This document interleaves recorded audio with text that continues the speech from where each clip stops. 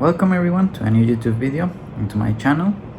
In today's video I will be trying to provide an argument in the defense of believing in arguments.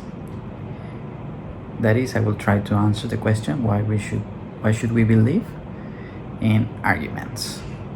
Given that my plan for the upcoming videos is to argue and to provide arguments as foundation of beliefs, I thought it proper to include a video of why I think that should be the case, or why we should be believing in arguments. Again, this is an argument, and I don't know if it is a closed argument.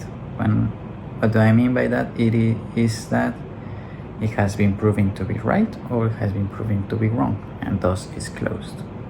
Perhaps it's still open, and I would like to hear what you think in the comments down below. So, without further ado, let us begin. The first key for why we should believe in arguments, and why I think it's paramount, is knowledge. So, the first premise that builds this argument assumes that we, or whoever is using this argument, wants to know, and that is the first premise. I want to attain knowledge. In the supposition that that is not your case, that for instance you are not really seeking knowledge, whatever is derived from this argument does not necessarily apply to you. It is not necessary for you to believe in arguments.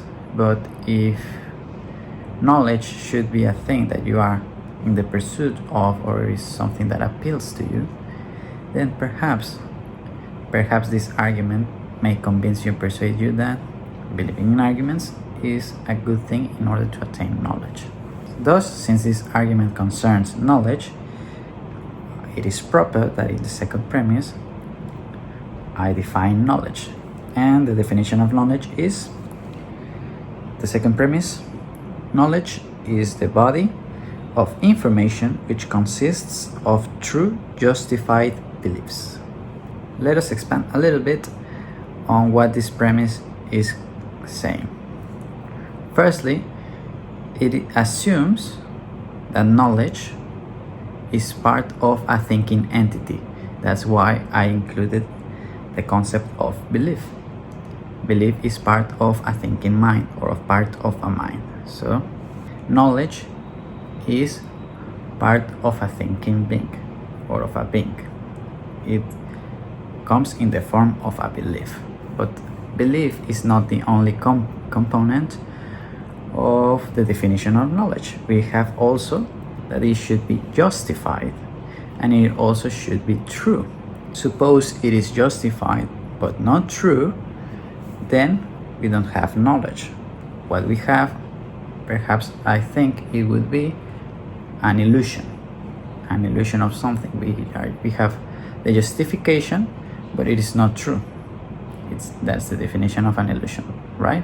Or approximates the definition of an illusion. It's not the task of this argument to define what an illusion is. Now, suppose that it is true but not justified, then again we don't have knowledge. We have only awareness of the fact. Imagine telling a child that Paris is the capital of France, but you don't explain anything further. You just want him to repeat it. What is the capital of France? Paris. But he doesn't even know what France is. Supposing that he doesn't know, can we really say that he knows that Paris is the capital of France and what all that entails? Or to what extent can we call that knowledge and only awareness of facts? So, even though he may believe in something that is true, he doesn't know why it is true. He doesn't know in reality. That's the concept of why it should be justified. The third premise is that the only way to justify something is by providing a series of verifiable premises that follow each other logically. In other words, they must follow necessarily or forcefully, and is independent of the arbitrariness of a given individual. That is to say, it follows logically and it is more objective than subjective. It applies universally. The fourth premise is the justification is only complete if the premises are true and epistemically valid. And to explain myself what do I mean with epistemically valid, I decided to define it on the fifth premise. And epistemically valid means the premises are sufficient or necessary and logical to explain the conclusion. So the conclusion must follow from the premises forcefully or logically. That is the first fundamental part, but also the premises themselves should be sufficient enough to really explain the conclusion. As an example, in the same case, suppose a stranger tells a child that the capital of France is Paris. He's telling him the truth, but can we use that as a premise of why the child knows, or can the child use that premise as why he knows that Paris is the capital of France? If you think it is, then the premise is sufficient and can explain why the child can defend himself and explain why he knows and be valid. If you think that it is not, then something's missing. The premises, the conclusion of why the conclusion will follow the premises. The child can conclude that he knows because a stranger told him, and maybe the stranger knows, or he's telling the truth, whatever. And the conclusion follows, and all the rest what he said is true. The premises are true, but perhaps the premises are not strong enough to be really the source of explaining why this argument should hold. In other words, they perhaps are not sufficient enough to confirm that the child knows. The argument is valid, the argument is true, but perhaps it's not sufficient proof. In either case, I will leave it to you to consider whether testimony can be a source of knowledge. That was my main concern while making this premise. Perhaps if even it is not a source of trouble, perhaps even this premise could be deleted from the complete argument, and that would be an advance if we could really prove this to be the case. We could shorten this argument in a way that would be perhaps more aesthetic and more beautiful. The sixth premise just links the concept of arguments with the third premise. If you remember the third premise, that was the only way to justify something is by providing a series of verifiable premises that follow each other logically. And we can say in the sixth premise that arguments are made of premises that satisfy premise 3 in order to reach a conclusion. That is, arguments are made of that structure. Arguments are exactly that. Premises that justify a conclusion logically, if it is a good argument, right? That's what we are trying to mean by this, of course. The seventh premise is, since arguments have the format of premises and conclusion, they are apt to satisfy premises 4 and 5. In other words, they are a great vehicle in order to hold true premises and then reach a true conclusion and be sufficient enough to explain the validity of the whole argument. So that is, it is true.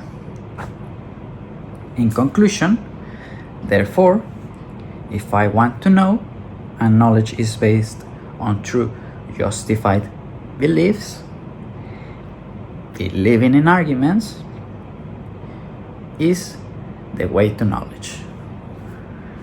Or perhaps one could argue a way to knowledge, although it seems to me that this is the only way to attain knowledge as defined in this argument, because the only way that we are justifying something is through the format of premises and conclusion.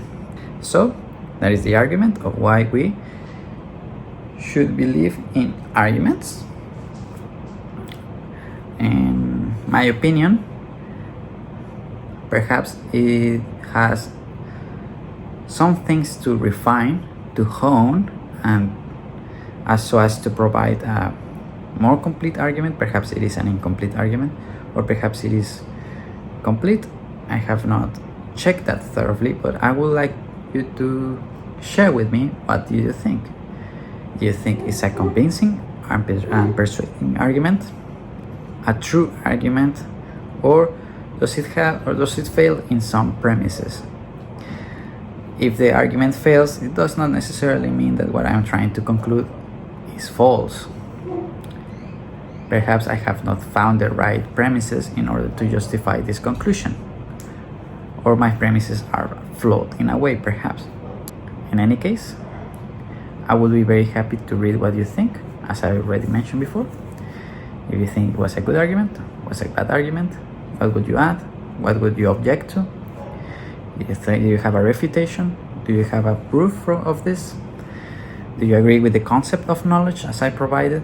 Do you agree that the only way to justify a conclusion is to deduce it logically from a series of true premises? Do you think it is really necessary to have that fifth premise of something being epistemically valid? Maybe we can get rid of that fifth premise and the argument will follow and be as true as it was before. Well, whatever are your thoughts, please share. Thank you very much for watching this video, and until the next one, take care. Goodbye.